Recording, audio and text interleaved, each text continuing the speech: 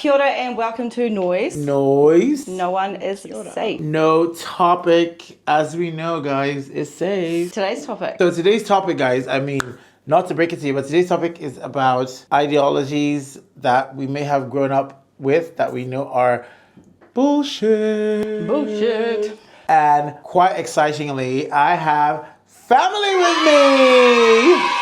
And then we can really express how growing up with ideologies are bullshit. 100%. With us today is my cousin, Didi. Welcome, Didi. Thank you. She is my first family to visit me in New Zealand.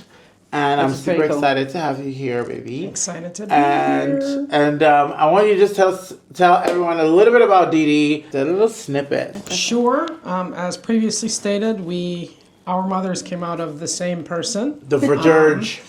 And I was born in Pittsburgh, Pennsylvania. I live in Los Angeles, California. Yeah, I work in music production and touring. And you're freaking awesome. You're put that Thank in. you. goddamn amazing. Obviously, at a time like this, I'm so excited that you are here because there's a lot happening in LA in this timestamp. Yep. And I am so glad that you are here to experience all of New Zealand with me in this moment. And I know it's probably hard knowing that you're away from home, but thankfully home is good. Yes.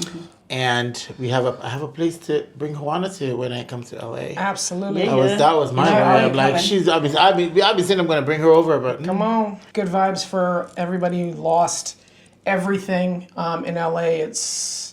These fires have been burning for 10 days at this point. Yeah. And still burning, and 2 more just started today. We love you, LA. And We love you, LA. That's it. We say kia kaha. Kia here in kaha, New Zealand, so LA. that's stay strong. Yes. Kia kaha. Kia kaha.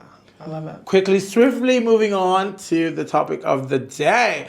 So I have decided to procure 3 ideologies that I think that we may all have in common, I'm hoping. So I'll start with the first one. This is one of those things that you'd have heard growing up, and what do you think about that? And how has it affected you, or how have you used it in your adulthood? Yeah. What does not kill you makes you stronger. I don't know who to start with here. I forgot to bring popcorn to this. Let's start with Hoana. What's your thoughts on this? What does not kill you makes you stronger?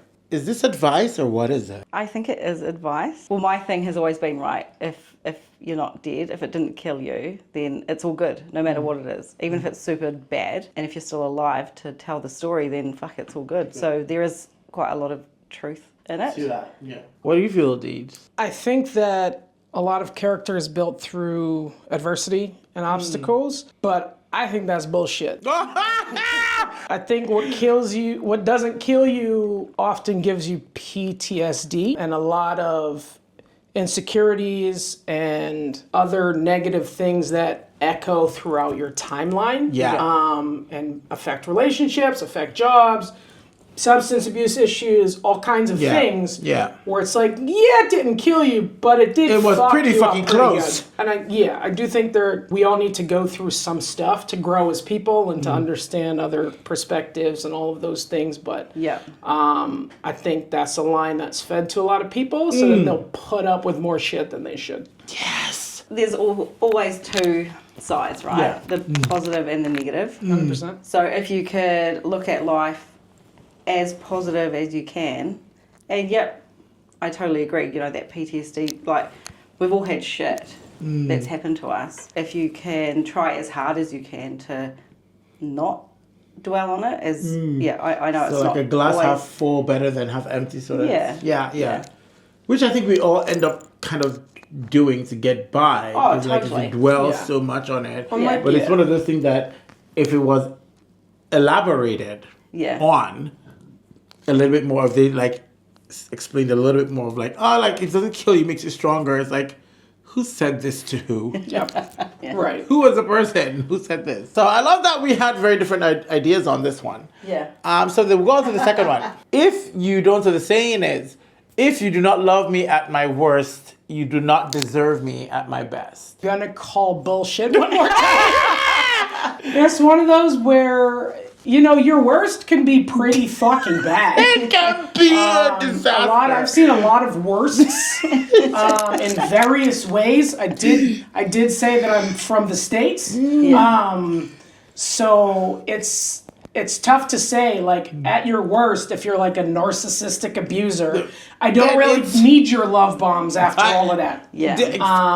Wow. I think That's- that a lot of people's worsts, I feel, there's a lot of people who are at their worst saying what doesn't kill you makes you stronger. Do you know what I'm saying? So I think there's a point where all human beings, we all have emotions, we all go through all these different things, and it does take grace, and in relationships you kind of have to wax and wane in terms of dealing with that as a unit, as a combo.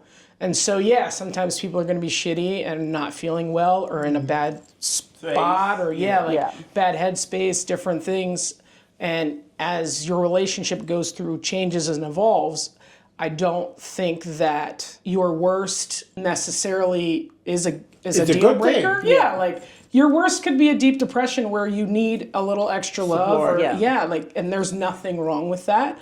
I think if you were handling all that properly, that you should definitely reap the benefits of the good pendulum swing of the relationship the best. Absolutely. As my thought process. But my bottom line is worst that's a strong extreme. It is an extreme, and I agree with you on that, because I feel like when you say, if you don't deserve me at my worst, I feel like your worst in this scenario is something that should come very, very far and few in between. Yeah. Like, if 90% of your existence is at your worst, that is asking for a lot from someone. Have you ever had anybody say it to you? I have. You have? Yes. Really? Yes, and it was the worst part. That wasn't even a partner. I think it was like a friend. I agree with you guys on this one for sure. Yeah. I mean, I haven't had anyone say that to me. No, but you probably have people. Fucking thought it. Yeah. That people, They've been too scared to say it to me. Fuck. I'm glad we can go on to the third one. Okay. And this one is, I feel like it's a little bit personal for me. You know what? You've done something, it fucks up, and they're like, oh, just, you can get on with it. And they're like, experience is the best teacher after all. No, but what do you feel about experience is the best teacher? I don't like it. You don't like that it's the best teacher? You don't like the... You don't like is experience not a good teacher? Oh, it is, but why should it be a fucking saying? Like, I don't know. There's something weird about it. I can't quite put my finger on it.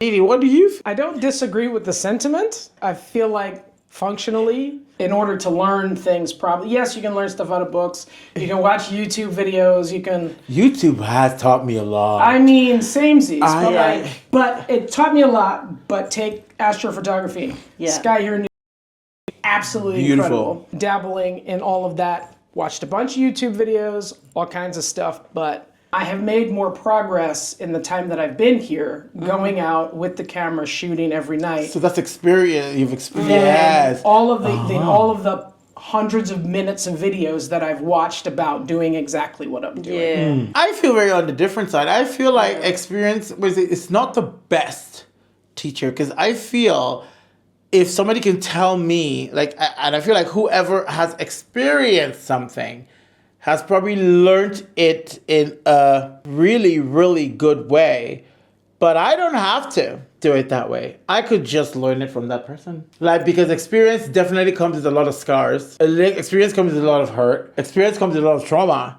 that I could potentially avoid. What, for me, when you say experience is the best teacher, I'm like, is it?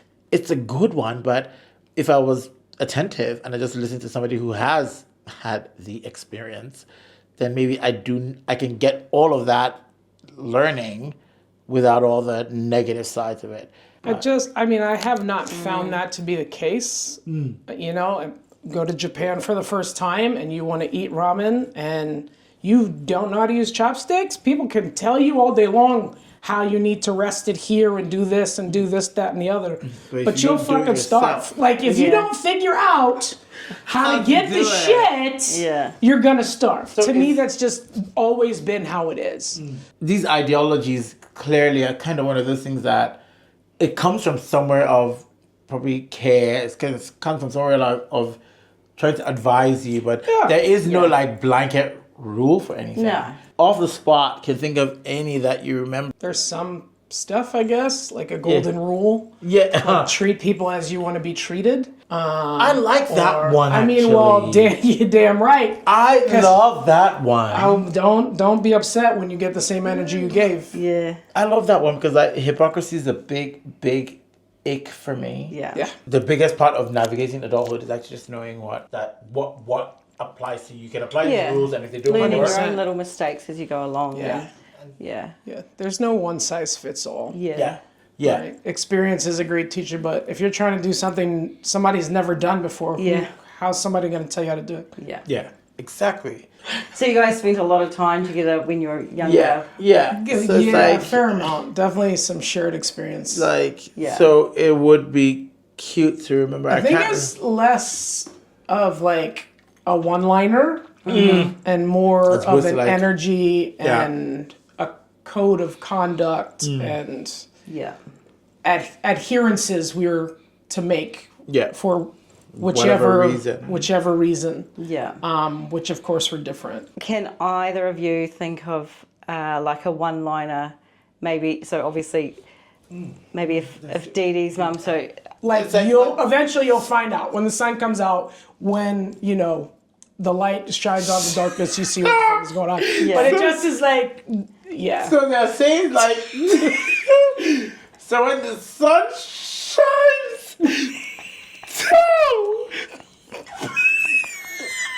oh my god, that's so disgusting. My nose, like when the sun Yeah. shines, yeah, you can see that. So what the saying is, when the sun shines, you can see the chickens. Yeah.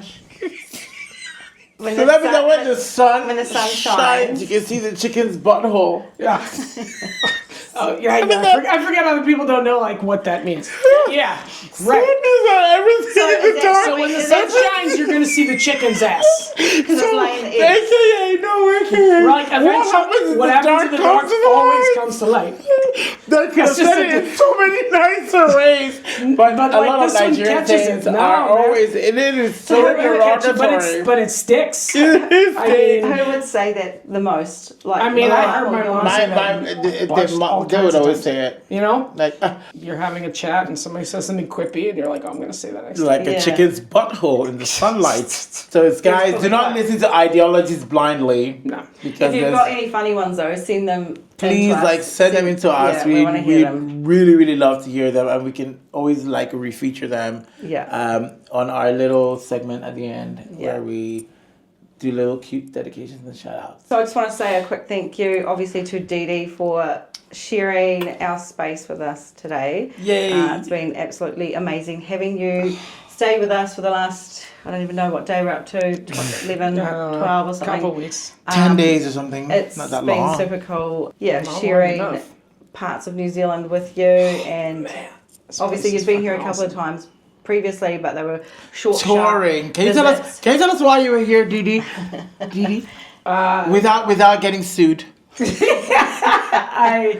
I work in music touring and production, as lots of people like to go to shows. They're a lot of fun. It's a very unique experience, a live show from an artist or band that you really love. And it's a privilege and an honor to be able to take that around the world and help bring that same feeling to people Yeah. on all these different continents. It's really cool. Just how I got to New Zealand the first time. Yeah. And touring with a largely known pop artist. That's super cool though. Yeah, I'm not going to lie, I'm very envious of your life and your job and the fact that You get want to to meet travel Snoop around. Dogg, isn't it? Oh, sure. Yeah.